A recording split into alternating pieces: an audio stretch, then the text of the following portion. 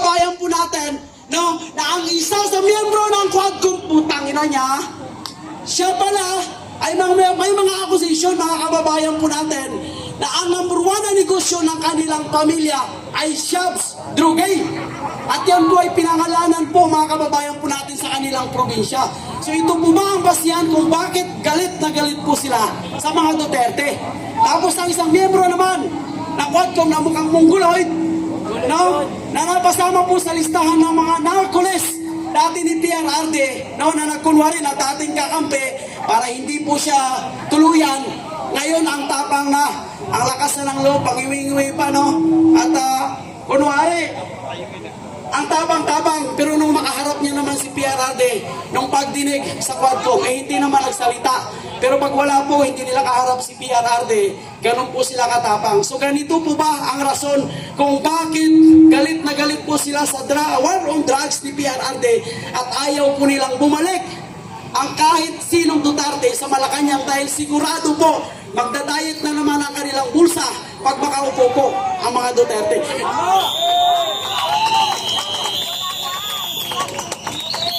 Alam naman natin, mga kababayan po natin, na number one po na ginagamit ng mga abusado, mga kawatan, at mga tiwaling politiko sa ating bansa ay ang kinikita po nila sa pagbibigay ng proteksyon sa droga.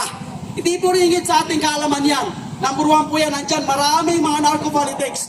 Kaya nung panahon ni PRRD, no, may mga nagurgur po, may mga nagurgur na mga kilalang tao, kilalang pamilya na sangkot po sa pagninegosyo ng illegal na droga. Di po ba?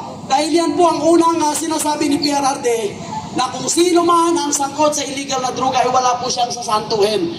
So nangyari na nga po yung sinabi ni PRRD at dahil nung pagkatapos ng termino ni PRRD, ano nangyayari, mga kababayan po natin? Bumalik, pinalaya ang mga personalidad na kilala po at sangkot sa illegal na droga. Si Saba, unang-una yan, no? Ano yung kanilang bargaining agreement? Hindi natin alam kung ano ang kanilang bargaining agreement. Pero nakikita natin ngayon, mga kababayan, no, na isa po siya ngayon sa bumabatikos, na isa po siya ngayon sa humaharap sa Quadcom at kunwari nagpapatunay na siya daw ay biktima ng Administrasyong Duterte. Siya daw po ay biktima ng political prosecution. Tangina niya. Paano yung sumasayaw-sayaw nga, di ba? Sumasayaw-sayaw nga sa loob ng bilibid. So yun, napakalinaw po na ebidensya, mga kababayan po natin, at kinanta mismo. Ngayon, hindi lang po yan hindi lang po yan, mga kababayan po natin, ito si Sabay, no? May isa pa ginamit pa nila, no? Ginamit pa nila, pinalaya, ginamit para sabihin pabaliktad rin ang kwento na si PRRD daw, no, ay pinaratakan lang po sila. Dinamay pa ang mga senador po na kaalyado po natin at kaalyado ni PRRD. So ngayon nakikita po natin ang kanilang pattern, no? Ang ginagawa nila kay PRRD ay tinitira po nila yung war on drugs para hindi na po mabalik, no, ang dating kampanya po sa war on drugs ni PRRD na nagbigay po ng katahimikan sa ating bansa. Lahat naman po tayo di ba? Yes! Kahit yung mga dilawan, no, loyalista ka man, kahit sino ka man, basta ikaw Pilipino, ramdam mo talaga. Nung panahon po ni PRRD, hindi talaga nila madidinayan. Na talagang nararamdaman po nila na ligtas po sila maglakad sa gabi. Ligtas po sila, lalong-lalo na po yung mga pamilya po nila na nasa ibang bansa. May mga pamilya po sa Pilipinas, na mga OFW po natin, no? Ang sarap ng pakiramdam, ako dating OFW, na alam mo na kahit yung anak mo gabi na umuwi, no, yung asawa mo gabi na umuwi, nakasigurado ka na ligtas po. Bakit? Dahil nakasigurado ka, maraming pulis na magbibigay ng proteksyon, wala na rin po yung mga nagtatambay ng mga adik sa mga kalsada, sa mga kanto, na ngayon ay bumabalik na naman. Alam niyo yung katotohanan ng panahon ng war on drugs ni PRRD, no? Dati, nung panahon ng war on drugs ni PRRD, ang mga adik takot sa mga ordinaryong tao. Bakit? Takot po sila kasi tuturo po sila, matutukhang po sila. So dalawa lang, kung hindi sila susuko, alam niyo na kung ano yung kanilang patutunguhan. Pero ngayon, baliktad na naman. Ang adik, kinakatakutan na naman ng ordinaryong tao, yung mga lumalaban ng patas. Bakit? Siyempre, pag tinarantado mo yan, adik yan, di ba? Tapos wala kang aasahan. Dahil nga ayaw nila na sinasaktan ng mga adik, gusto nila pinoproteksyonan. Nakita yung nangyari po sa South Cotabato. Di ba? Dahil ang pulis, maingat, ang pulis, nag-aalangan po na kapag ginawa niya ng maayos ang kanyang trabaho, pagurgur niya ang adik, human rights, makukulong, matatanggal. Ang sabi mismo yan ng pinuno ng Philippine National Police na ang isang pulis na makapatay ng isang adik, posibleng kasuhan ng homicide. Sinabi niya mismo yan at magkakaroon ng investigation. So bakit gano'n? Di ba dapat ang pulis na ginampanan ng kanyang trabaho, kaya sa mga pulis po natin, mabuhay po kayo, lalo na ginagampanan niyo po ang inyong trabaho, dapat ay bibigyan ng proteksyon ng ating pamunuan, ng ating kapulisan o ng ating gobyerno mismo. At yan po nakita natin actually kay PRRD. Nung sinabi niya na yung mga pulis na may mga kaso, walang abogado na may problema, na sinasabi po ni Ms. Fernandez na marami daw po yung pulis na nakasuhan. Marami daw po yung pulis na natanggal sa serbisyo dahil sa war on drugs ni PRRD. Ano sabi ni PRRD? Kaya niya mag-rise ng fund up to 1 million para mabibigyan lang ng proteksyon ang mga pulis na kinasuhan at ng biktima at ng sinasabi po nila na nasangkot sa issue ng war on drugs. Diyan po tayo makakita ng isang leader po na kayang panindigan, kayang damayan po ang kanilang mga tauhan. Ika nga, walang iwanan. At yan po ngayon mga kababayan po natin, ang nakikita po natin kay Vice President Sara. Ay oras pa ako, brother? May oras pa, baka hanggang umaga yan. Duterte! Duterte! Duterte! Tubig muna. Intro pa lang yun, ha?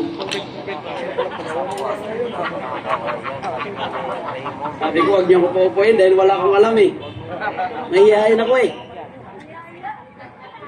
Okay, so dito, ngayon, tapos na po tayo doon kung paano nagbigay ng proteksyon si PRRD sa mga dating pulis na kahit hindi na po siya presidente, ay handa pa rin siya magbigay ng proteksyon, financial man or physically. Ang sabi niya nga, handa po siyang maging abogado para po sa mga pulis na inakusahan na umano'y nasangkot po sa EJK nung kanyang kapanahunan at nung implementation ng war on drugs. At yan po ngayon, ang nakita po natin kay Vice President Sara. Kung ano po ang kanyang ginawa nung pinakontempo si Atty. Zulaika Lopez. Nakita po natin ang isang quality po ng leader na hindi po natin nakikita sa nakaupo ngayon sa ating gobyerno. Na si Vice President Sara, mga kababayan po natin, na voluntaryo po siyang magpapakulong para lang mabigyan po ng emotional at physical support ang kanyang chief of staff dahil alam niya na ito ay walang ginawang masama, walang ginawang kasalanan, ginampanan lamang ang trabaho at sinagot ang lahat na katanungan ng mga animal na kongresista na nakaupo ngayon dyan sa Kongreso at kung sino-sino pa nakasabwat po nila para po sirain po itong si Vice President Sara. At ang kanilang plano ay i-contempt lahat ng mga opisyalis ng Office of the Vice President at ang dating mga opisyalis po ng Department of Education na may kasama po or involved doon sa confidential fund ni Vice President Sara. Iko-contempt nila lahat para ma-stress si Vice President Sara, mapilitan itong humarap umano sa Kongreso. Pero sabi nga ni Vice President Sara, hindi niya na kailangang humarap. Dahil tayo naman mga kababayan po natin, alam natin na kapag humarap si Vice President Sara, hindi po magkakaroon ng patas na investigation, pareho po na pagkakataon, parehong oras, hindi magkakaroon po ng pagkakataon si Vice President Sara na depensahan ang kanyang sarili. Dahil mayroon naman yung point of order, tapos na yung oras, no? Lagi na lang nila kukontrahin at nakita po natin yan actually. Nung humarap po itong si PRRD sa Quadcom. So ayaw natin yan na maulit kay Vice President Sara, nakawawa po si Vice President Sara at hindi niya po kayang madepensahan ang kanyang sarili pagdating po sa investigation na yan. So mas mainam na lang na hindi po humarap yang si Vice President Sara, mga kababayan po natin. Ngayon, ang ginagawa po natin ito, ang sabi nila dapat tigil nyo na yan. Mapapagod lang kayo kakasigaw, walang mangyayari. Bukas pagising nyo. Content na ba yan? Ha? Content pa na yan? Hindi pa, intro pa lang to. Ano ba ako? Ininterrupt mo ko. Ito nga mga kababayan po natin ang kanilang ginagawa ngayon. No? Ang dami-daming problema sa ating bansa. Nandyan po yung mga pangunahing problema ng bilihin. Ito na, no? Ano pa lang tayo? Hindi na tayo, dito na po tayo sa apart pa na.